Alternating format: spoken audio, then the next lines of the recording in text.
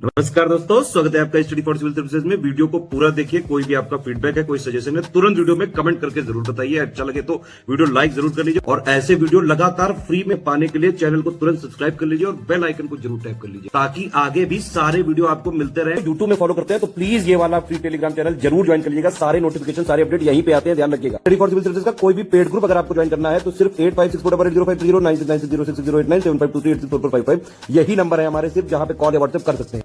Instagram पे हमारा page जरूर फॉलो कर लीजिएगा, स्टडी फॉर सिविल .सर्विसेज है। ट्विटर पे हमको जरूर फॉलो कर लीजिएगा, @study for civil।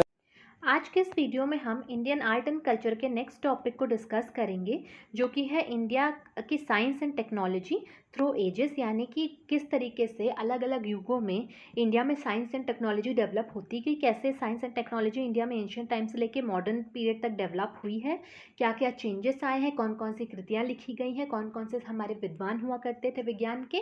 तो इन सबको हम डिस्कस करेंगे क्वेश्चन के फॉर्म में। चलिए आगे बढ़ते हैं और इस पूरे टॉपिक को कवर करते हैं। हमारा क्वेश्चन कह रहा है, science and technology in India have developed through ages, comment. Bharat में विज्ञान और प्रौद्योगिकी युगों से विकसित हुए हैं, टिप्पणी करें। हम बताएंगे कि इंडिया के पास वैज्ञानिक विचारों की एक समृद्ध विरासत है। परफ्यूम से के डिस्टिलेशन से डाई बनाने से लेकर एल्गोरिदम और बीजगणित की तकनीक और दुनिया को शून्य देने तक भारत के वैज्ञानिक इतिहास के कई प्रमाण रहे हैं। इंडिया ही है जिसने दुनिया को ज़ीरो दिया। इंडिया ने ही एल्गोरिदम विकसित किया। अलजेब्रा इंडिया से शुरू हुआ। डाइज बनाने की टेक्निक, यानी कि रंग बनाने की टेक्निक, और परफ्यूम्स का डिस्टिलेशन की टेक्निक, ये सब इंडिया में ही विकसित हुई। इसके अलावा गणित हो या चिकित्सा हो, भौतिकी और रसायन हो, ज्योतिष हो, जहाज निर्माण का क्षेत्र हो, इन सब में हमेशा से इंडिया का एक इतिहास रहा है। साइंस एंड टेक्नोलॉजी हमेशा से इंडिया में रही है। ये कोई ब्रिटिशर्स के आने के बाद इंडिया में नहीं आई है या वेस्टर्न वर्ल्ड से कनेक्शन होने के बाद इंडिया में नहीं आई है। हमारे एंशिएंट टाइम से, हमारे जो पुराना, बहुत पुराना समय रहा है, वैदिक इतिहास रहा है हमारा, उसमें भी हमें जिक्र मिलता है साइंस एंड टेक्नोलॉजी का। चाहे चरक हो, सुश्रुत हो, इन सब ने तो उस टाइम पे ही मेडिकल साइंस में इतनी तरक्की कर ली थी इंडिया ने। इंडिया में ऑपरेशंस हुआ करते थे, सर्जरी हुआ करती थी। आप ये सोचिए, इंडिया में प्लास्टिक सर्जरी तक हुआ करती थी उस टाइम पे। कैटरेक्ट यानी कि मोतियाबिंद का ऑपरेशन हुआ करता था। इंडिया में शिप बिल्डिंग हुआ करती थी। तो इंडिया बहुत डेवलप रहा है साइंस एंड टेक्नोलॉजी के मामले में। बहुत अच्छा इतिहास रहा है इंडिया का साइंस में। तो इस सबको हम वन बाय वन चलिए डिस्कस करते हैं। इंडिया के जो अचीवमेंट्स रहे हैं साइंस एंड टेक्नोलॉजी में वो इस प्रकार हैं, हम आगे देखेंगे। हम बताएंगे मैथमेटिक्स की फील्ड में इंडिया ने क्या क्या अचीवमेंट किया है। तो मैथमेटिक्स में बहुत सारे पार्ट आते हैं, जैसे अंक गणित आता है, बीज गणित आता है, ज्योमेट्री यानी ज्यामिति आता है, खगोल विज्ञान यानी एस्ट्रोनॉमी, और ज्योतिष एस्ट्रोलॉजी, ये सब मैथ्स के ही पार्ट होते हैं। और अगर हम ज्योमेट्री की बात करें तो हड़प्पा कल्चर के टाइम से, हड़प्पन सिविलाइजेशन के टाइम से हमें ज्योमेट्री के प्रमाण मिलते हैं। आप देखिए, जब हमारा जो हड़प्पा का टाउन था वो कितना अच्छे से बना हुआ था। मतलब उसमें आपको 90 डिग्री के क्रॉस पे रोड देखने को मिल जाएंगी, इतना बढ़िया ड्रेनेज सिस्टम देखने को मिलेगा। तो ये पूरा सिस्टम दिखाता है कि उन्हें ज्योमेट्री की नॉलेज थी, इस वजह से उनकी इतनी बेहतरीन टाउन प्लानिंग उनसे हो पाई थी।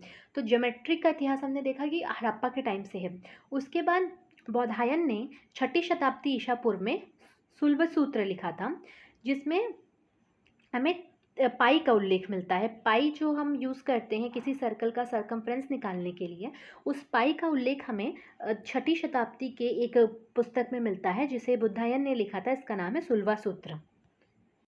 उसके बाद हम देखेंगे कि आपस्तंभ ने 2री शताब्दी में न्यून कोण, अधिक कोण और समकोण की अवधारणा दी थी। तो जो ट्राइंगल से रिलेटेड होता है, acute angle, obtuse angle, right angle, ये सब 2nd सेंचुरी BC से ही इंडिया में नोन था। इंडिया के विद्वानों को इसके बारे में जानकारी थी। फिर 499 18 में आर्यभट्ट ने आर्यभट्टीय नामक की एक रचना की थी, जिसमें दशमलव संख्या यानी कि डेसिमल नंबर, संख्या सिद्धांत यानी नंबर सिस्टम, ज्योमेट्री, ट्रिग्नोमेट्री यानी त्रिकोणमिति, बीज गणित यानी हमारा जो अलजेब्रा होता है वो, खगोल विज्ञान यानी एस्ट्रोनॉमी, इन सब के बारे में उन्होंने बताया था। और अरब जो लोग हुआ करते थे वो गणित को हिंद सैट के नाम से पहचानते थे, यानी भारतीय कला के नाम से पहचानते थे। वो जानते थे कि इंडिया में ही इन सब चीज़ों का विस्तार हुआ है, विकास हुआ है। तो ये सब इंडियंस ने ही इवॉल्व की हैं, सारी चीज़ें इंडिया ने ही खोजी हैं। तो वो पहले से ही गणित को हिंद सैट का नाम दिया करते थे। फिर 7वीं शताब्दी में ब्रह्मगुप्त ने ब्रह्मपुत्र सिद्धांतिका नामक एक रचना करी और इस पुस्तक में शून्य और ऋणात्मक संख्याओं का पहली बार उल्लेख किया।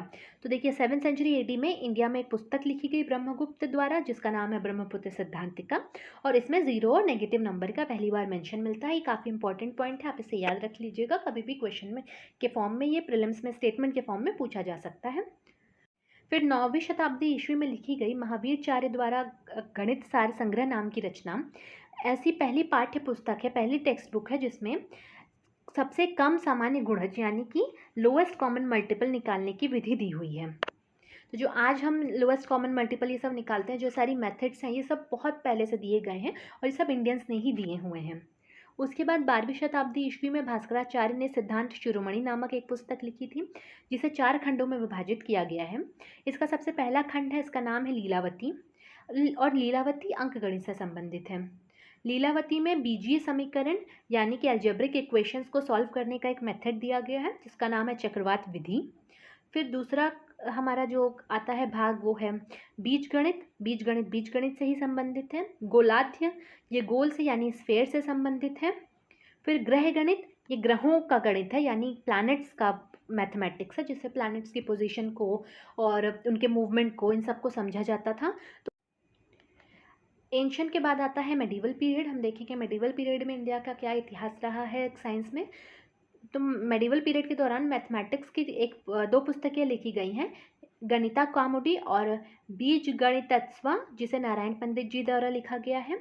उसके बाद नीलकंठ सेम सुतवन ने लिखा है तंत्र समग्र, जो त्रिकोणमितीय कार्यों के नियमों से डील करता है। फिर आता है दवा का क्षेत्र यानी मेडिसिन का, चिकित्सा का क्षेत्र।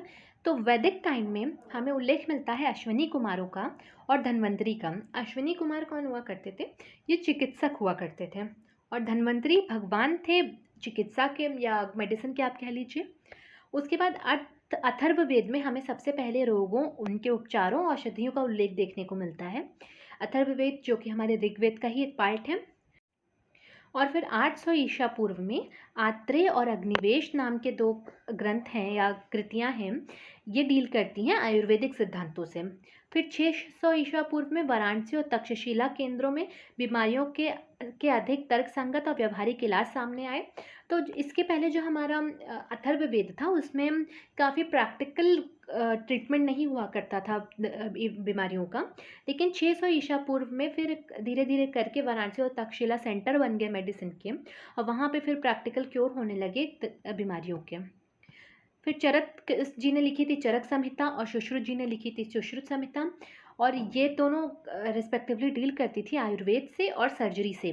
तो चरक द्वारा लिखी गई चरक संहिता में हमें आयुर्वेद से का इस्तेमाल करके बीमारियों का इलाज करने का उल्लेख मिलता है, और सुश्रुत जी द्वारा लिखी गई सुश्रुत संहिता में हमें शल्य चिकित्सा का उल्लेख मिलता है। चरक संहिता में पाचन, चयापचय और प्रतिरक्षा यानी डाइजेशन, मेटाबॉलिज्म और इम्यून सिस्टम के बारे में बताया गया है। और सुश्रुत संहिता में हमें राइनोप्लास्टी यानी कि प्लास्टिक सर्जरी और ऑप्थेमोलॉजी यानी नेत्र विज्ञान का भी उल्लेख मिलता है।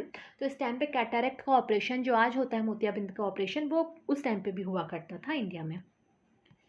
फिर मेडिवल पीरियड में चिकित्सा का क्या लेवल था हम देखते हैं। तो 13वीं शताब्दी में पुस्तक सारांघर संहिता में औषधि और मूत्र परीक्षण में अफीम का प्रयोग करने के उल्लेख मिलते हैं।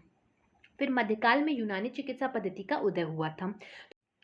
फिर हम फिजिक्स और केमिस्ट्री की फील्ड देखें तो वैदिक काल से ही हमें ये अवधारणा हमारी रही है कि सब कुछ संसार में 5 तत्वों से मिलकर बना है। ये पृथ्वी, अग्नि, वायु, जल और आकाश। यहाँ वेदर नहीं, यहाँ ईथर होगा, आकाश, स्काई। और पहली एटॉमिक थ्योरी हमें Vaisheshika school of Indian philosophy से देखने को मिलती है, जिसे हम पहले डिस्कस कर चुके हैं। हमने वैशेषिका स्कूल को डिटेल में डिस्कस किया था, तो उसकी एटॉमिक थ्योरी को भी समझा था उस टाइम पे। फिर इंडिया में जब केमिस्ट्री की बात आए तो केमिस्ट्री को रसायन शास्त्र, रस विद्या या रस तंत्र के नाम से जाना जाता था एंशिएंट टाइम में। और किन किन जगहों पे केमिस्ट्री का एप्लीकेशन होता था, रसायन विज्ञान का अनुप्रयोग होता था, तो वे थे धातु विज्ञान यानी मेटलर्जी, इत्र का आसवन यानी डिस्टिलेशन ऑफ परफ्यूम, रंग बनाना making of dyes, extraction of sugar यानी चीनी का निष्कर्षण, कागज़ का उत्पादन production of paper, gunpowder, बारूदों और तोपों की ढलाई आदि, कास्टिंग ऑफ कैनन एक्सेट्रा। और इंडिया में धातु कर्म का ज्ञान यानी मेटलर्जी का ज्ञान तब से रहा है जब से आयरन एज रही है, जब से एक इंसान को आयरन की नॉलेज हुई इंडिया में, तब से उसको मेटलर्जी की भी नॉलेज रही है। फिर हम देखेंगे कि नागार्जुन 10वीं शताब्दी के एक बहुत प्रसिद्ध रसायनज्ञ थे यानी केमिस्ट थे, और उन्होंने रसंतकार नाम की एक रचना करी थी। उसके अलावा उन्होंने उत्तर तंत्र भी लिखा था, और उत्तर तंत्र चिकित्सा दवाओं की तैयारी के साथ सुश्रुत संहिता का एक पूरक था, यानी कि एक सप्लीमेंट था सुश्रुत संहिता का with the preparation of medical drugs. उस समय संरक्षण का विज्ञान भी हुआ करता था हमारे एंशियंट टाइम में। ताड़ के पत्तों पर लिखे गए साहित्य के जो टुकड़े थे उन्हें संरक्षित भी किया जाता था संरक्षण के विज्ञान का उपयोग करके, और कागज़ का उत्पादन मध्यकाल से शुरू होता है। फिर जैसे मुगल्स आते हैं इंडिया में, गन पाउडर आ जाता है, बारूद आ जाते हैं, और वराह मिहिर के भू विज्ञान, जल विज्ञान और पारिस्थितिकी के क्षेत्र में अपार योगदान दिया था। वराह मिहिर ने दावा किया था कि दीमक और पौधों की मौजूदगी उस क्षेत्र में पानी की मौजूदगी का संकेत देती है। उन्होंने अपनी पुस्तक बृहद संहिता में पृथ्वी मेघ सिद्धांत का भी उल्लेख किया था। तो वो बृहद संहिता वराह मिहिर की पुस्तक है, आपको ये पॉइंट याद रखना है। फिर आता है शिप बिल्डिंग और नेविगेशन। तो भारत में मैरीटाइम एक्टिविटीज़ यानी समुद्री गतिविधियों का उल्लेख बहुत पुराने समय से मिलता है, और भगवान सत्यनारायण की जो कथा होती है उसमें भी हमें समुद्री गतिविधियों का उल्लेख देखने को मिलता है। कई अन्य संस्कृत और पाली साहित्य में भी समुद्री गतिविधियों का उल्लेख मिलता है। युक्ति कल्प तरु एक ऐसा संस्कृत ग्रंथ है जो जहाज निर्माण की विभिन्न तकनीकों के बारे में बताता है। तो अब हमने डिस्कस कर लिया है इंडिया के लैंग्वेजेस, फिर उसके बाद हमने डिस्कस किया था इंडिया का लिटरेचर, और लिटरेचर के बाद हमने इंडिया का साइंस एंड टेक्नोलॉजी का सेक्शन भी कंप्लीट कर लिया है। इसी के साथ हमारा एक काफ़ी बड़ा सा portion Indian art and culture का कंप्लीट हो गया है। अब नेक्स्ट वीडियो से हम इंडिया की परफॉर्मिंग आर्ट्स के बारे में डिस्कस करना शुरू करेंगे। हम देखेंगे सबसे पहले इंडियन म्यूज़िक्स के बारे में, फिर इंडिया के डांस फॉर्म्स, फिर हम देखेंगे इंडिया के स्कल्पचर्स और जो आर्किटेक्चर हैं उनको। बने रहिएगा चैनल के साथ, मिलते हैं नेक्स्ट वीडियो में। Thank you for watching.